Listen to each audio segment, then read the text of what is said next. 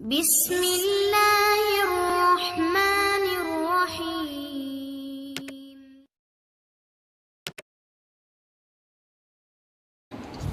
اعوذ باللہ من الشیطان الرجیم، بسم اللہ الرحمن الرحیم۔ وَكَأَيٍّ مِّنْ آيَةٍ فِي السَّمَاوَاتِ وَالْأَرْضِ يَمُرُّونَ عَلَيْهَا وَهُمْ عَنْهَا مُعْرِضُونَ وَمَا يُؤْمِنُ أَكْثَرُهُم بِاللَّهِ إِلَّا وَهُم مُّشْرِكُونَ أَفَأَمِنُوا أَن تَأْتِيَهُمْ غَاشِيَةٌ مِّنْ عَذَابِ اللَّهِ أَوْ تَأْتِيَهُمُ السَّاعَةُ بَغْتَةً وَهُمْ لَا يَشْعُرُونَ قُلْ هَٰذِهِ سَبِيلِي أَدْعُو إِلَى اللَّهِ عَلَىٰ بَصِيرَةٍ أَنَا وَمَنِ اتَّبَعَنِي وَسُبْحَانَ اللَّهِ وَمَا أَنَا مِنَ الْمُشْرِكِينَ۔ صدق اللہ العظیم۔ سورہ یوسف کی یہ چند آیتیں ہیں۔ ان آیتوں کا ما قبل سے یہ ربط ہے۔ حضرت یوسف علیہ السلام کا وصال ہوا۔ مصر ہی کے اندر دریائے نیل کے کنارے حضرت یوسف علیہ السلام کو مدفون کیا گیا۔ اس کے بعد جب حضرت موسیٰ علیہ السلام کا زمانہ آیا اور اللہ تبارک و تعالیٰ نے یہ حکم دیا بنو اسرائیل کو مصر سے اب ملک شام لے جاؤ۔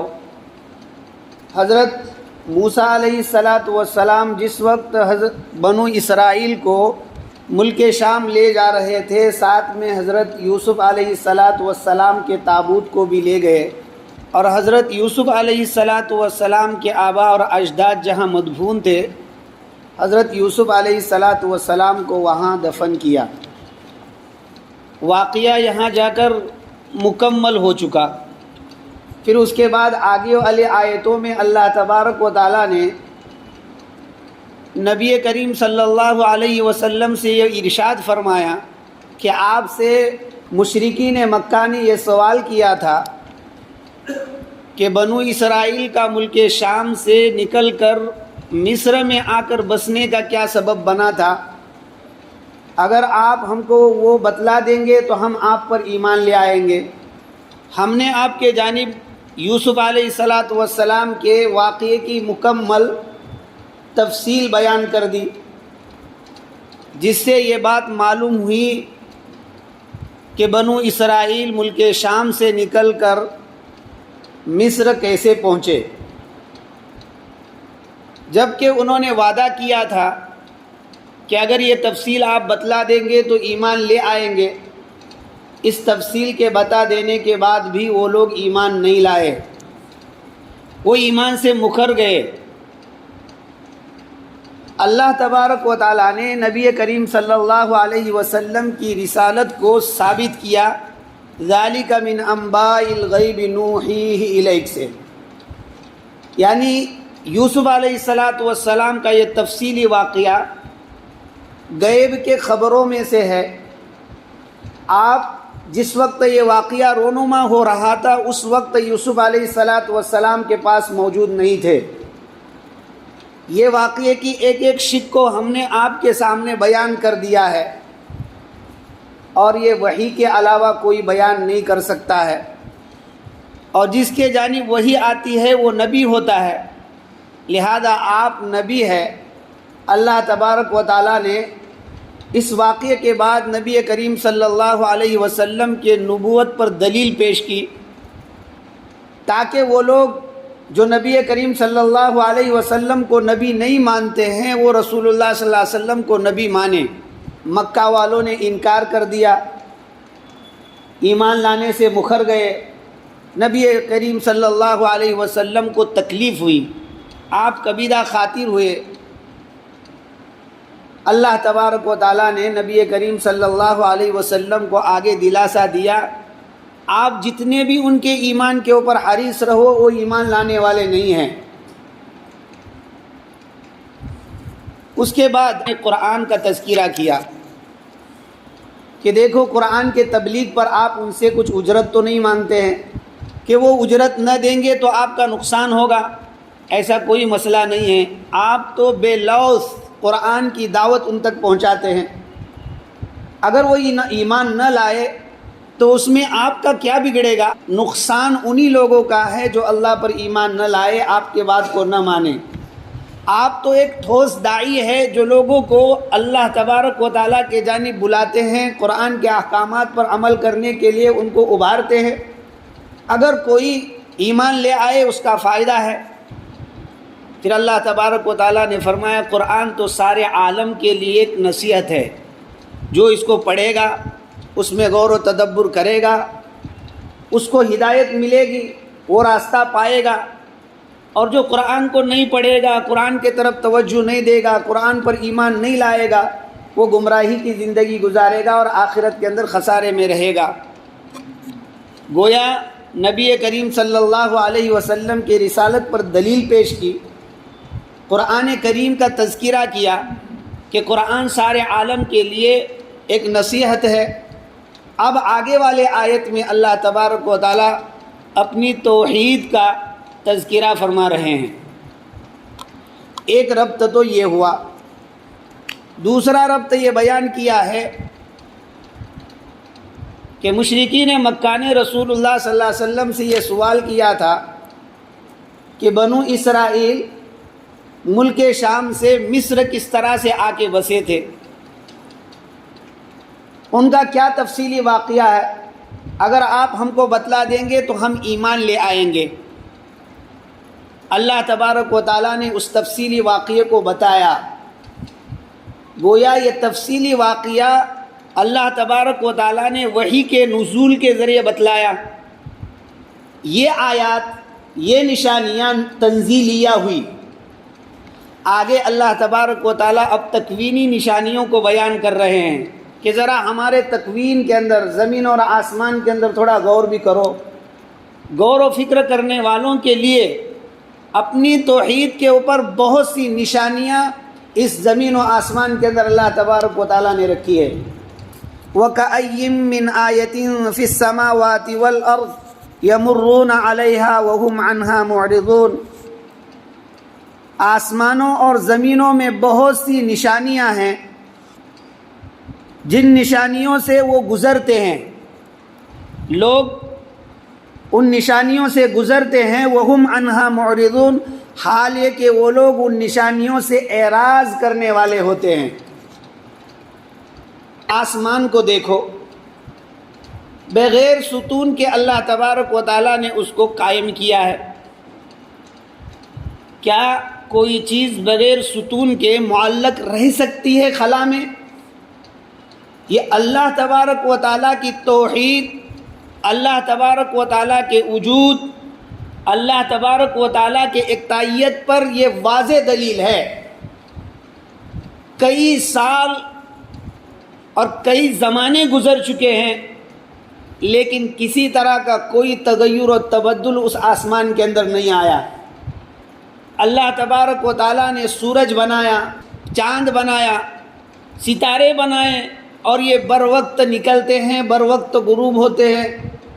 یہ کیسے دنیا کے اندر ہوتا ہے؟ اللہ تبارک و تعالیٰ کی قدرت اس پر کار فرما ہے کہ جس کے سبب یہ بر وقت نکلتے ہیں، بر وقت غروب ہو جاتے ہیں۔ ہوائیں بادلوں کو لے کر آسمان کے اوپر چھا جاتی ہیں، پھر زمین کو دیکھو کہ اس میں نباتات ہے، جمادات ہے، حیوانات ہے۔ یہ سب کو آپ ذرا غور سے دیکھ لیجئے، اللہ تبارک و تعالیٰ کے توحید کا یقین دل میں جم جائے گا۔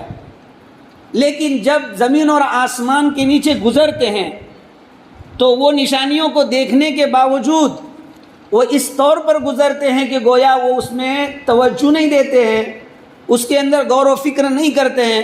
راستے پر گزرنے والا شخص جب راستے سے گزرتا ہے اور کلومیٹر کے جو نشانات ہیں اس کو دیکھتا ہے تو اپنے منزل کا پتہ لگا لیتا ہے، لیکن انسان اللہ تبارک و تعالیٰ کی جانب سے اپنی توحید پر قائم کردہ اتنے سارے دلائل کو دیکھنے کے باوجود وہ اللہ تبارک و تعالیٰ کے توحید کا اقرار نہیں کرتا ہے۔ یہ اس کے جانب سے اعراض ہے اللہ تبارک و تعالیٰ کے نشانیوں سے۔ ایک مسافر راستہ چلنے والا چھوٹی چیز سے نصیحت حاصل کرتا ہے، لیکن یہ دنیا کا چلنے والا فرد، دنیا کو قطع کرنے والا جس کی منزل آخری آخرت ہے، یہ اللہ تبارک و تعالیٰ کی ان نشانیوں سے فائدہ نہیں اٹھاتا ہے۔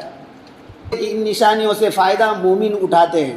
وَكَأَيٍّ مِّنْ آیَةٍ، کَأَيٍّ ہے، یہ ایون ہے اصل میں، اس سے پہلے کاف تشبیہ لگا دیا گیا، کَأَيٍّ ہو گیا، اور تنوین کو نون کے ساتھ لکھا گیا، جس کے سبب سے وَكَأَيٍّ پڑھا جاتا ہے، اور یہ کم کے معنی میں ہے، اور اس مقام پر کم خبریہ ہے جس کے معنی ہوتے بہت سی نشانیاں۔ آیتن کبھی بولا جاتا ہے احکام کے اوپر بھی۔ قرآن مجید کے اندر اللہ تبارک و تعالیٰ ارشاد فرماتے ہیں تِلْكَ آیات اللہ نتلوها علیک بالحق، یہ اللہ تبارک و تعالیٰ کے جانب سے نازل کردہ احکامات ہے، آیتیں ہیں، ہم اس کو درست تمہارے سامنے ٹھیک ٹھاک تمہارے سامنے پڑھ کر سناتے ہیں۔ آیتن کا ایک ترجمہ دلیل ہوتا ہے۔ اللہ تعالیٰ فرماتے ان فی ذلک لآیۃ للمؤمنین، آیتن کا ترجمہ کبھی معجزے کے معنی میں بھی آتا ہے۔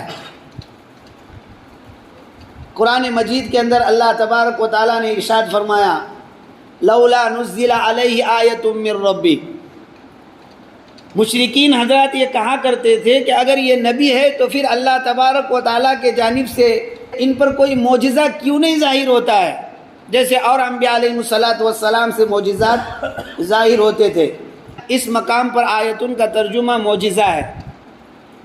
آیتن کا ایک ترجمہ ہوتا ہے واضح نشانی، اور اس مقام پر وہی ترجمہ ہے واضح نشانی۔ وَكَأَيٍّ مِّنْ آیَةٍ فِي السَّمَاوَاتِ وَالْأَرْضِ، آسمانوں اور زمینوں میں بہت سے واضح نشانیاں ہیں۔ یمرون علیہا، ان واضح نشانیوں پر سے یہ لوگ گزرتے ہیں۔ وہم عنہا معرضون، درا حال ہے کہ وہ لوگ ان آیتوں سے، ان واضح نشانیوں سے اعراض کرنے والے ہوتے ہیں۔ بعض لوگوں نے فی السماوات کے اوپر وقف کیا ہے، وَكَأَيٍّ مِّنْ آیَةٍ فی السماوات، آسمانوں میں اللہ تبارک و تعالیٰ کے وحدانیت پر بہت سی نشانیاں موجود ہے۔ والارض یمرون علیہا، اور ارض کو ضمہ پڑا ہے، والارض یمرون علیہا، اور زمین اس پر سے تو وہ گزرتے ہیں، اس میں تو اللہ تبارک و تعالیٰ کی بہت سی نشانیاں، یہ اللہ تبارک و تعالیٰ کی وحدانیت کی دلیل نہیں تو اور کیا ہے؟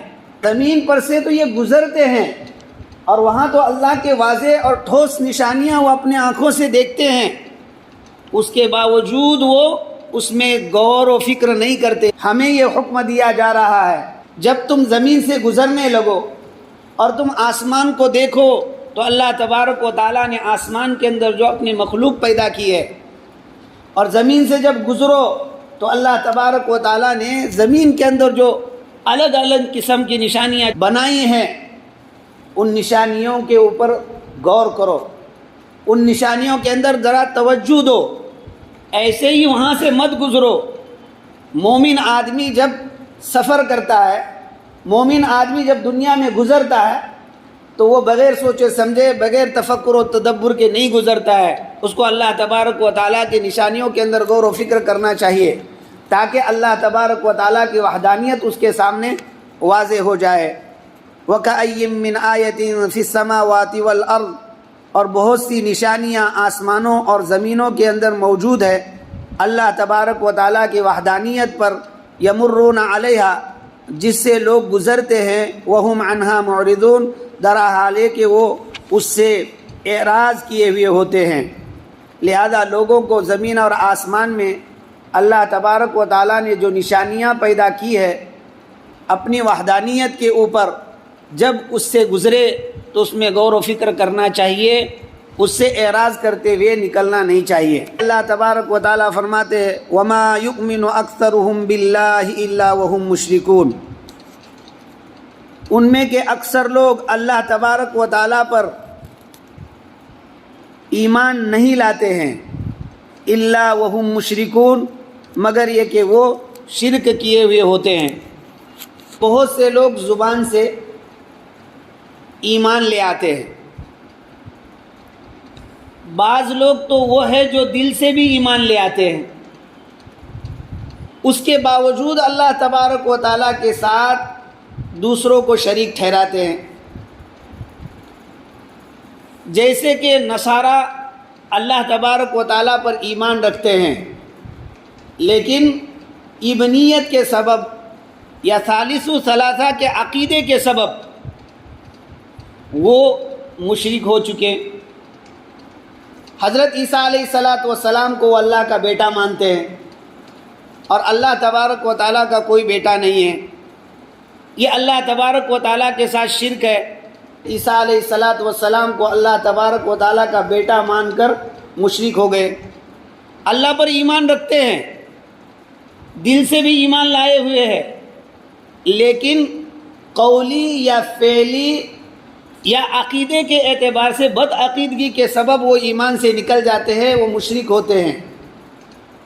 اس عقیدے کے سبب بھی وہ مشرک ہو گئے۔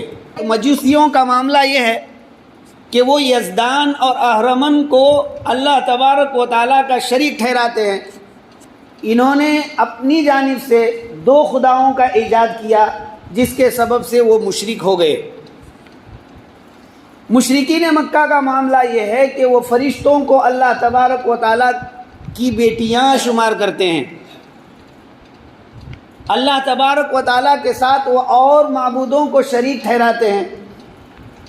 یہودیوں کا معاملہ یہ ہے کہ وہ اپنے علماء اور رہبانیین کو اپنا خدا بنا بیٹھے ہیں، اور اس کا مطلب یہ ہے کہ جو چیز وہ لوگ حلال کہہ دیتے ہیں اس کو یہ حلال سمجھتے ہیں، اور جس چیز کو وہ حرام کہتے ہیں وہ حرام سمجھتے ہیں۔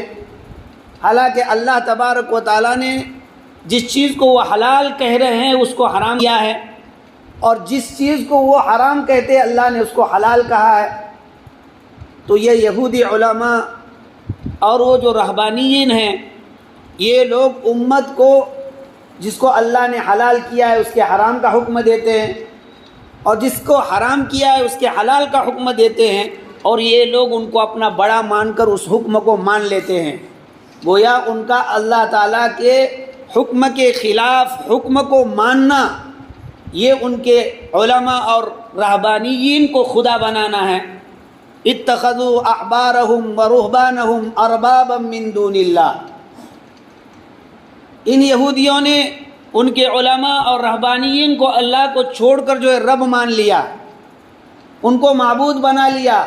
اس کا مفہوم یہی ہے کہ وہ جو احکامات نازل کرتے ہیں اللہ کے حکم کے خلاف، اس کو بھی وہ مان لیتے ہیں۔ اسی طرح سے مسلمانوں میں بھی بہت سے طبقے ایسے ہیں جنہوں نے اپنے علماء کو، اپنے صوفیوں کو، اپنے پیروں کو معبود بنا لیا۔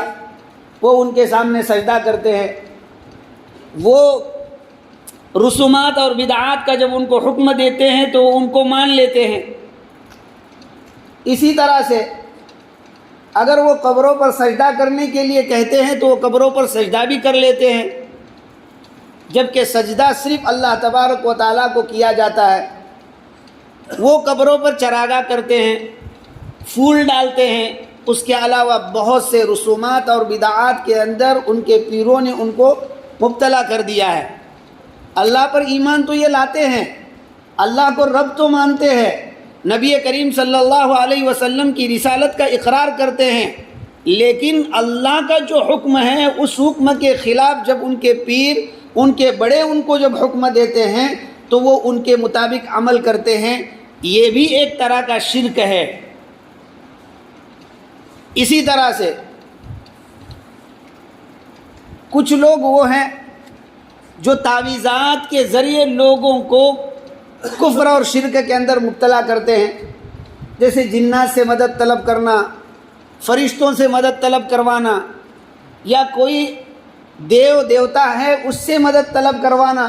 وہ لوگ شرک کے اندر مبتلا ہو جاتے ہیں، حالانکہ وہ مومن ہیں، وہ رسول اللہ صلی اللہ علیہ وسلم کی رسالت کا اقرار کرتے ہیں، لیکن اس کے باوجود اس طرح کے کام کر کر شرک کے اندر مبتلا ہو چکے ہیں۔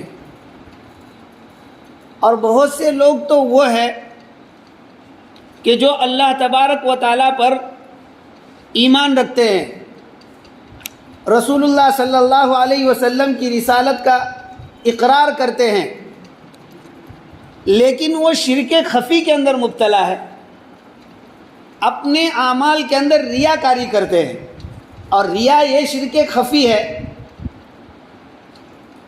اس طرح سے یہ لوگ ایمان لانے کے باوجود شرک کے اندر مبتلا ہے۔ غریبوں کی امداد کی جاتی ہے، لیکن اس میں بھی ریاکاری ہوتی ہے، فوٹو نکال کر واٹس ایپ پر ڈالا جاتا ہے۔ اسی طرح سے ان کو اپنے ساتھ لے کر جب امداد دیتے ہیں اس وقت فوٹو نکال کر لوگوں میں شیئر کرتے ہیں، اور یہ واضح کرتے ہیں کہ ہم لوگ غریبوں کی بہت امداد کر رہے ہیں۔ یہ عمل ہے، غریبوں کی مدد کرنا یہ بہترین عمل ہے، لیکن ریاکاری کے ذریعے سے اس عمل کو برباد کیا جا رہا ہے، اور ریاکاری شرک خفی ہے۔ ایک آدمی بیان کر رہا ہے، جس وقت وہ بول رہا ہے اس کے زبان سے اچھی اچھی باتیں نکل رہی ہے، اب اس کا تعلق اللہ سے ہٹ کر لوگوں کی طرف ہو گیا کہ لوگ مجھے بڑا اچھا عالم سمجھیں گے، مجھے بڑا واعظ سمجھ رہے ہیں، میں لوگوں کے سامنے بہت معزز ہوں۔ گویا یہ ایک شرک ہے، شرک خفی۔ ہم نے حج کیا، حج کر کے آنے کے بعد ہم ایک بہت بڑا جلسہ لیتے ہیں، کھانا کرواتے ہیں، اور لوگوں کے سامنے اپنے آپ کو حاجی باور کرواتے ہیں۔ اگر کسی نے حاجی صاحب نہیں کہا تو غصہ ہوتے ہیں، ارے مجھے حاجی نہیں کہتا ہے، حج کر کے آیا ہوں۔ یہ شرک خفی ہے۔ مسلمان ہیں، 5 وقت کی نماز پڑھ رہا ہے، حج کر کر آیا ہے، اس کے باوجود شرک کے اندر مبتلا ہے۔ اکثر لوگ ایمان لانے کے باوجود شرک کے اندر مبتلا ہے۔ کوئی تو اپنے عقائد کو خراب کر کر ابنیت اور ثالث ثلاثہ کا دعویٰ کر کر، کوئی تو یزدان اور اہرمن کو اپنا رب مان کر، کوئی تو فرشتوں کو اللہ کی بیٹیاں مان کر، اور کوئی تو اپنے پیر اور اپنے صوفیوں کی اطاعت اور اقتداء کر کر، اور کوئی تو شرک خفی کر کر۔ اس کے علاوہ اور بھی بہت ساری چیزیں اس میں در آتی ہیں۔ معلوم یہ ہوا کہ ایمان کے باوجود آدمی بہت سی مرتبہ شرک کے اندر مبتلا ہوتا ہے۔ اس لیے آدمی کو چاہیے کہ وہ اسلام کے ہر حکم پر اپنا قدم سنبھل کر رکھ کر جو ہے وہ زندگی گزارے، تاکہ شرک کا التباس لازم نہ آئے، اور اللہ تبارک و تعالیٰ کے نزدیک ہم اس فہرست میں جو اللہ تبارک و تعالیٰ کے دربار سے راندہ ہیں ہمارا شمار نہ ہو۔ اس لیے بہت احتیاط سے زندگی گزارنی چاہیے۔ اللہ تبارک و تعالیٰ فرماتے وَمَا يُؤْمِنُ أَكْثَرُهُمْ بِاللَّهِ، ان میں کہ اکثر لوگ ایمان نہیں لاتے ہیں اللہ تبارک و تعالیٰ پر، مگر وہ لوگ شرک کرتے ہیں اللہ تبارک و تعالیٰ کے ساتھ۔ ایک طبقہ تو وہ ہے جو اللہ تبارک و تعالیٰ کے ساتھ شرک کرتا ہے، وہ کفر کے اندر مبتلا ہے۔ ایک طبقہ ایسا ہے جو اللہ پر ایمان لاتا ہے، اور اللہ پر ایمان لانے والے طبقے میں بھی اکثر ایسے ہیں جو اللہ تبارک و تعالیٰ کے ساتھ جو ہے شرک کرتے ہیں۔ پھر شرک کی صورتیں الگ الگ ہوتی ہیں، اور بعض لوگوں نے یہ کہا کہ اس آیت کا نزول مشرکین مکہ کے متعلق نازل ہوا ہے۔ وہ لوگ جب حج کے اندر جاتے اور خانہ کعبہ کا طواف کرتے تو اس وقت وہ تلبیہ پڑھتے، لبیک اللہم لبیک لا شریک لک الا شریکا لک تملکہ وما ملک، ہم حاضر ہے، ہم حاضر ہے، آپ کا کوئی شریک نہیں، الا شریکا لک، مگر جس کو آپ نے شریک ٹھہرایا وہ تملکہ، اس شریک کے بھی آپ مالک ہے، وما ملک، اور وہ شریک جن چیزوں کا مالک ہے اس کے بھی آپ مالک ہے۔ اس طرح وہ تلبیہ پڑھا کرتے تھے۔ اللہ تبارک و تعالیٰ نے اس آیت کے ذریعے ان کے اس نظریے کی تردید کی کہ یہ لوگ ایمان لانے والے ہونے کے باوجود اللہ تبارک و تعالیٰ کے ساتھ شریک ٹھہراتے ہیں۔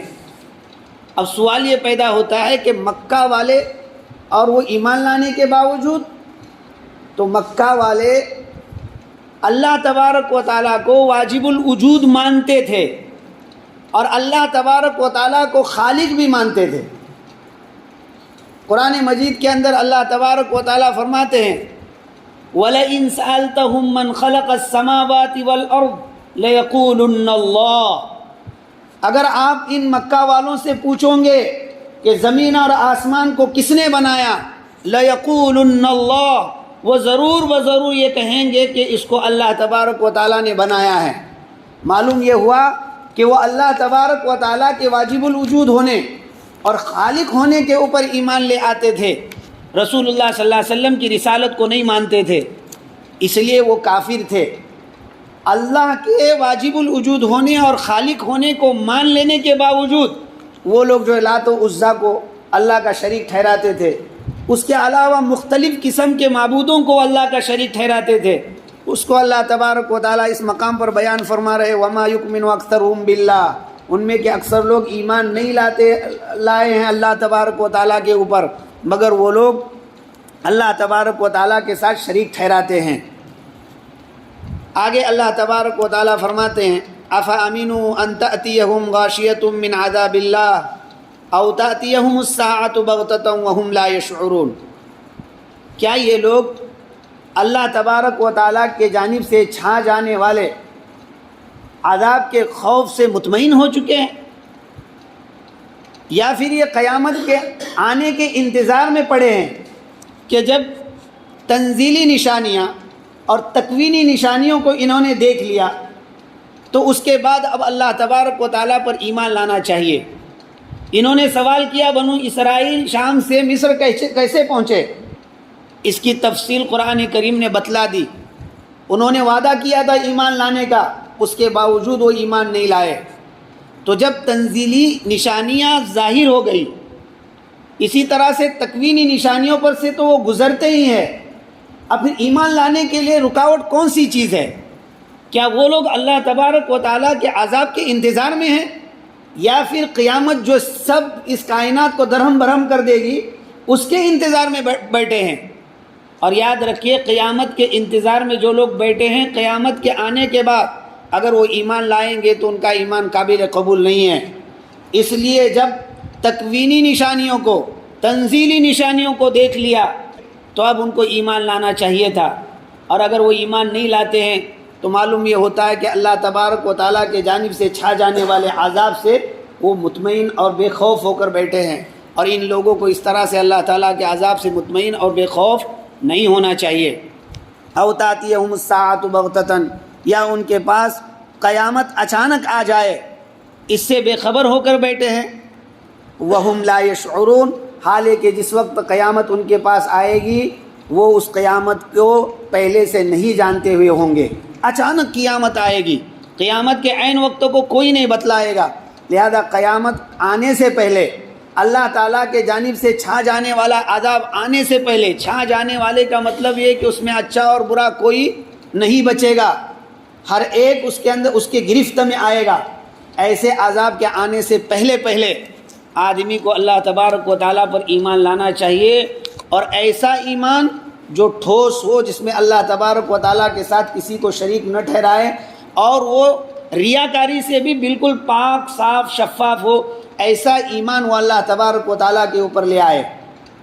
آگے اللہ تبارک و تعالیٰ ارشاد فرماتے ہیں قُلْ هَٰذِهِ سَبِيلِي أَدْعُو إِلَى اللَّهِ، اے محمد صلی اللہ علیہ وسلم آپ اعلان کیجئے یہ میرا راستہ ہے، یعنی قرآن کریم جس توحید کو بتلاتا ہے اور جن اعمال کے کرنے کا حکم دیتا ہے، یہ میرا راستہ ہے۔ قل، آپ کہہ دیجئے لوگوں کو، ہادی سبیلی، یہ میرا راستہ ہے۔ کون سا؟ قرآن کریم جس توحید کو بتلا رہا ہے، جو شرک سے بالکل پاک توحید ہے، جس میں کسی قسم کی کوئی ملاوٹ نہیں ہے، اور قرآن کریم جو احکامات اور اعمال بتلا رہا ہے جس میں ریا کی آمیزش نہیں ہے، ایسے اعمال اور توحید یہ میرا راستہ ہے۔ یا پھر آپ کہہ دیجئے محمد صلی اللہ علیہ وسلم، یہ یعنی ملت ابراہیمی جو دین حنیف ہے، جو تمام ادیان باطلہ سے کٹ کر یہ دین حنیف، یہ ملت ابراہیمی، یہ میرا راستہ ہے۔ علی بصیرۃ انا ومن اتبعنی، پورے سوجھ بوجھ کے ساتھ، علم و تیقن کے ساتھ میں اور جو لوگ میری اتباع کرتے ہیں وہ اس کی دعوت دیتے ہیں۔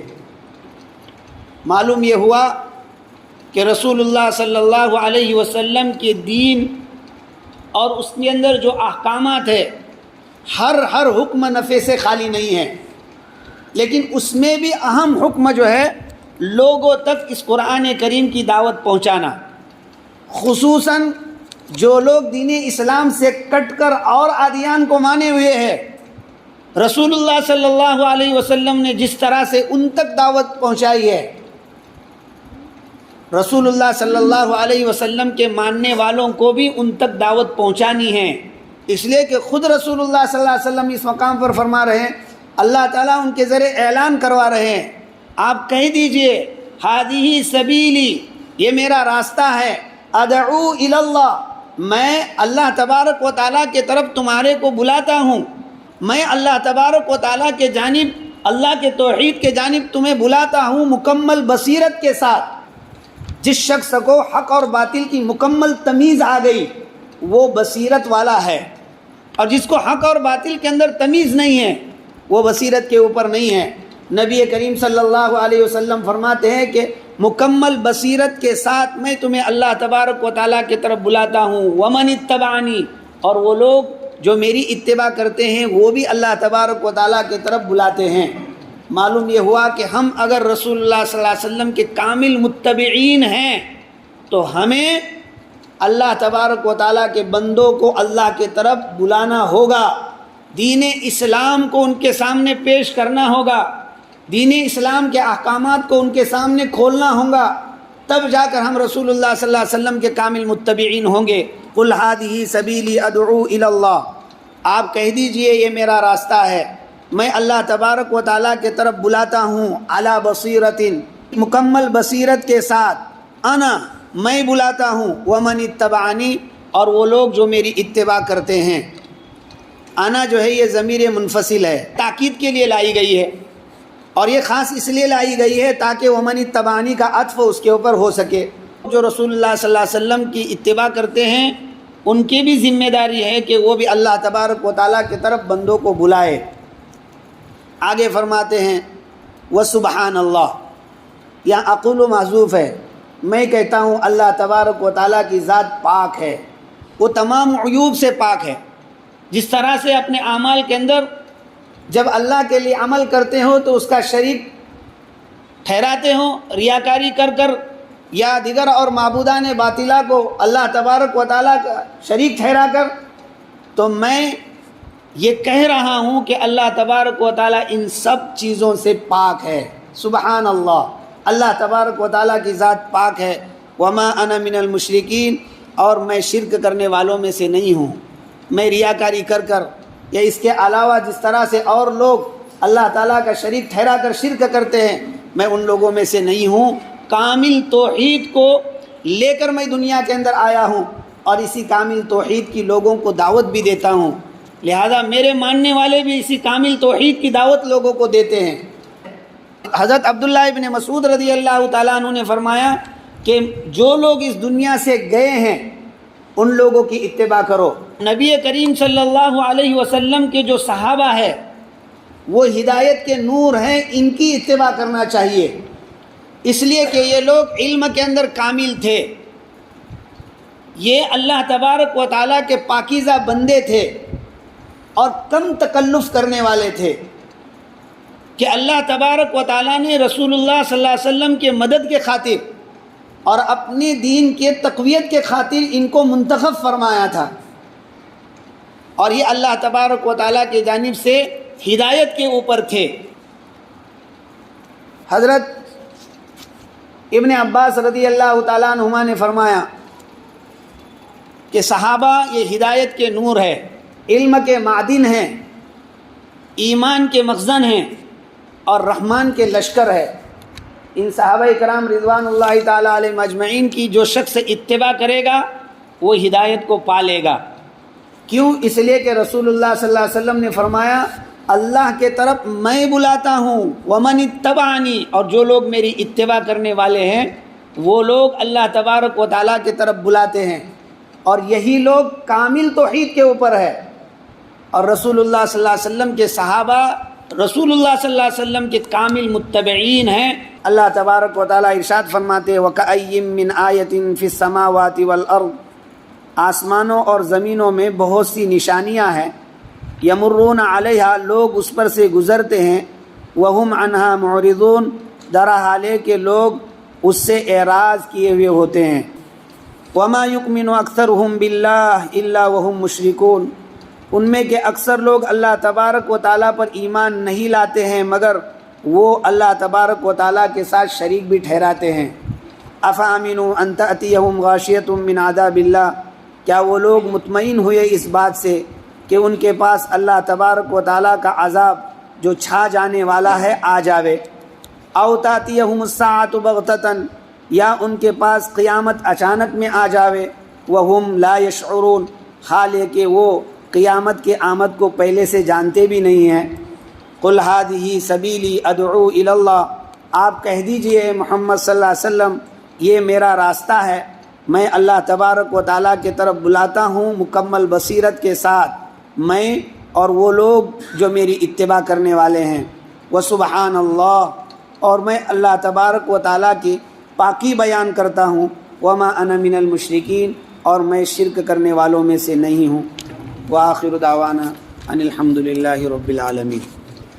اللہم انت السلام ومنک السلام، تبارکت ربنا وتعالیت یا ذا الجلال والاکرام۔ اللہم انک عفو کریم رحیم تحب العفو فاعف عنا یا کریم۔ اللہم انا نسألک الصحة والعفة والامانة وحسن الخلق والرضا بالقدر۔ اللہم احسن عاقبتنا فی الامور کلها واجرنا من خزي الدنیا وعذاب الآخرہ۔ ظلمنا انفسنا وان لم تغفر لنا وترحمنا لنكونن من الخاسرین۔ ربنا آتنا فی الدنیا حسنۃ وفی الآخرۃ حسنۃ وقنا عذاب النار۔